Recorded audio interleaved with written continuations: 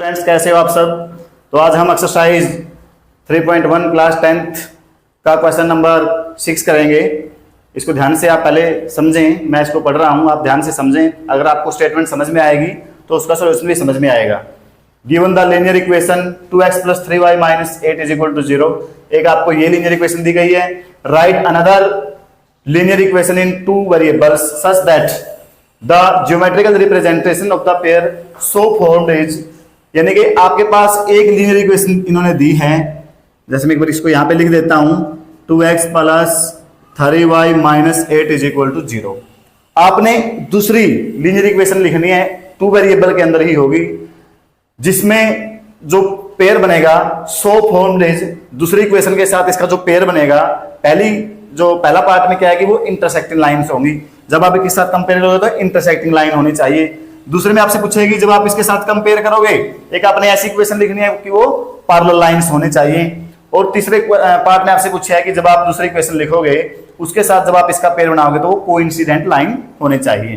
तो आपको बताया जा चुका है कि किस प्रकार से दो लाइनों का पेयर इंटरसेक्टिंग होता है, किस प्रकार से पैरेलल होता है और किस प्रकार से कोइंसिडेंट होता है। तो पहले हम फर्स्ट पार्ट करते हैं। इसमें कहा गया है आपने दूसरी ऐसी इक्वेशन लिखनी है जो इंटरसेक्टिंग लाइंस आएंगी।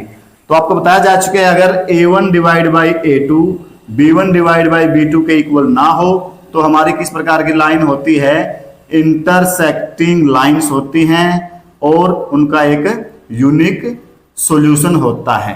तो आपने इंटरसेक्टिंग लाइंस का आप यहां पे जैसे 2x है, आपकी मर्जी है, आप किसी भी कोई लिमिट नहीं है, आप किसी भी प्रकार की इक्वेशन यहां पे लिख सकते हो। आपको ये नहीं कहा जाएगा कि आपने वही इक्वेशन लिखनी है जो मैं लिखूंगा, अपनी मर्जी से। आपको मेथड समझना है कि इक्वेशन का पेयर कैसा बनना चाहिए। जब आप इसके साथ दूसरी इक्वेशन का कंपेयर करोगे, ये हमारे a1 है, ये है हमारे b1, ये b1 है और ये c1 है। a1 b1 c1 आपके पास हैं। आपको क्या चाहिए, a2 b2 और c2 चाहिए आपको।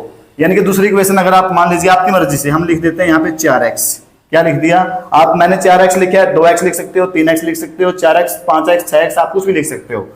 प्लस जैसे इसके साथ a1 / a2 क्या आएगा, 2/4 = 2/4 को आप काटोगे, 2 1 जा 2, 2 2 जा 4, 1/2 आया।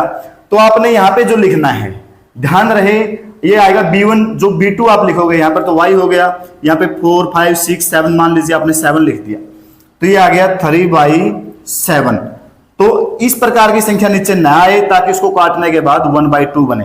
अगर 1/2 बन गया तो दोनों क्या हो जाएंगे, बराबर हो जाएंगे। तो आपने यहां ऐसी संख्या लिखनी है नीचे ताकि इसको आप काटो तो 2 नहीं आए, या अगर आपने कुछ और लिखा हुआ हो, यानी कि यहाँ पे जो भी बन रहा है कटने के बाद शॉर्टकट फॉर्म में आने के बाद वो यहाँ पे सेम नहीं आना चाहिए। क्यों, कंडीशन क्या है कि a1 / a2 b1 / b2 के बराबर नहीं होना चाहिए। उस कंडीशन में दोनों लाइनें क्या होगी, इंटरसेक्टिंग लाइंस होंगी। तो जैसे हमने 7y लिख दिया, आपकी मर्जी, आगे आप कुछ भी लिख सकते हो, -5 = 0। तो मैंने लिखी है 4x + 7y - 5 = 0। तो ये तो हो गई फर्स्ट पार्ट के लिए। अब सेकंड पार्ट के लिए हम इसको करते हैं। सेकंड पार्ट में क्या है, जो दूसरी लाइन लिखोगे उसके साथ दोनों लाइनों का पेयर क्या आना चाहिए, पैरेलल लाइंस होनी चाहिए। तो पहले पैरेलल लाइन की कंडीशन में आपको बताता हूं क्या होती है। अगर a1 / a2 यहाँ पे b1 / b2 के बराबर होना चाहिए, तो यहाँ पर तो बराबर नहीं होना चाहिए था। आपने कैसी इक्वेशन लिखनी है, अगर a1 / a2 b1 / b2 के बराबर हो और c1 / c2 बराबर न हो तो जाके कौन सी लाइनें होती है, वो पैरेलल लाइंस का पेयर बनेगा। पैरेलल लाइंस का पेयर बनेगा जिनका कोई सॉल्यूशन नहीं होगा। तो इस प्रकार की इक्वेशन तीसरा बराबर नहीं होना चाहिए। a1 / a2 b1 / b2 के बराबर हो लेकिन c1 / c2 बराबर न हो तो पैरेलल लाइन आएंगी जिनका कोई सॉल्यूशन नहीं होगा। तो अभी यहाँ पे लिखते हैं, जैसे फर्स्ट इक्वेशन जो गिवन है वो हम यहाँ लिख देते हैं, 2x + 3y - 8 = 0।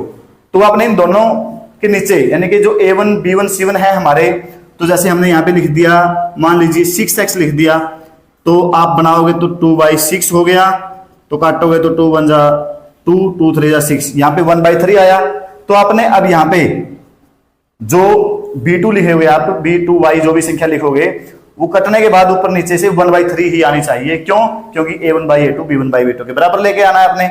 अब यहाँ पे 6 लिख दिया, तो अब 1/3 कैसे आएगा, 3 के नीचे क्या लिखें ताकि ये क्या हो जाए, नीचे 1/3 आ जाए। तो 3 3 जा 9 होता है। आप जैसे 2 3 जा 6 है, 3 3 जा क्या होता है 9।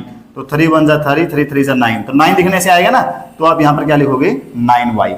और तीसरे नंबर पे जो C1, ये C1 है हमारा, C2 क्या होना चाहिए हमारा, C1 बटे C2 करें तो ये B1 बटे B2 और A1 बटे A2 बराबर आ गए, इनके बराबर नहीं आना चाहिए। तो अपनी मर्जी से यहाँ पे क्या नहीं होना चाहिए, 24 नहीं होना चाहिए, क्योंकि अगर आप प्लस का 24 लिख दोगे तो कोई दिक्कत नहीं है। अगर आपने यहाँ पर प्लस का 24 लिख दिया तो ये माइनस का 8 बटे ये आएगा -8 डिवाइड बाई 24, 8 1 जा 8 8, ये माइनस का 1/3 आएगा, माइनस का 1/3 आएगा। तो ये क्या है, ये हमारा बराबर नहीं है। अगर आपने यहाँ पर माइनस का 24 लिख दिया तो फिर ये C1/C2 बराबर हो जाएगा, क्योंकि माइनस का लिखने से क्या हो जाएगा, माइनस माइनस प्लस हो जाएगा, तो ये भी 1/3 हो जाएगा, ये भी 1/3, तो तीनों बराबर आ जाएंगे। सिर्फ आपने -24 को छोड़ के यहाँ पर आप कुछ भी लिख सकते हो ताकि ये बराबर न आए। तो इस प्रकार की कंडीशन होगी हमारी, ये पैरेलल लाइंस होंगी और हमारा इस प्रकार की इक्वेशन बनी है। आपकी मर्जी है, इस फॉर्म में आना चाहिए, आप अपनी मर्जी से कोई भी इक्वेशन यहाँ पे लिख सकते हो। अब तीसरा चेक करते हैं कोइंसिडेंट लाइन। कोइंसिडेंट लाइन के लिए मैं आपको बताता हूं कंडीशन क्या होती है। इसमें क्या होता है, A1 divide by A2 B1 divide by B2 के बराबर होता है, लेकिन C1 डिवाइड बाई C2 भी इसके बराबर होता है। इसमें दोनों बराबर होते हैं, तीसरा बराबर नहीं होता है पैरेलल में। लेकिन अगर तीनों बराबर हो, दोनों इक्वेशनों का ratio A1 A2 B1 B2 C1 C2 का अगर बराबर हो तो वो होती है कोइंसिडेंट लाइन, कोइंसिडेंट लाइन।